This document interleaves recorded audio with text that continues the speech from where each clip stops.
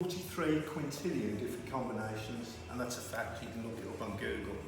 All right, but there's only one solution. So, a solved Rubik's cube.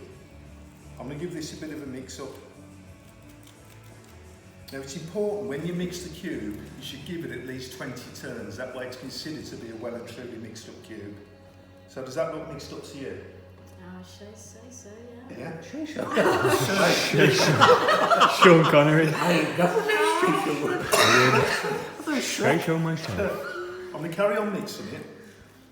Now, Joe, you're going to solve this. Okay. Even though you can't solve it, I'm going to try and train you to solve it. Alright then. Alright? So that's well and truly mixed up, yeah? Yeah. Okay. So this is what you're going to do, Joe. If you just stand here. Yeah. Alright? You're going to take the cube. Yeah.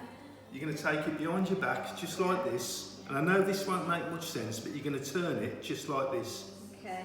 You think you could do that? Oh, I'm sure. Yeah? No, that won't make much sense at the moment. Okay. Alright? She's going to mess that up, Nick. No, I won't. No, she won't. Take the cube behind your back Have fun. and turn it like you just said. Okay? Yeah. And now stop. Okay. I'm in the cube. Okay, so again, it wouldn't make much sense if you did solve it. Alright?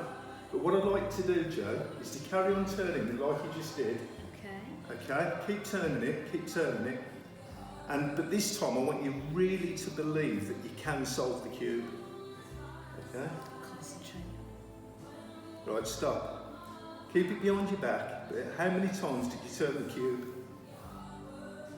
8, 9. 8, 9 times. I want you to shut your eyes, hold the cube in your right hand, and bring your hand slowly forward. Oh, no way! Oh my god! No way!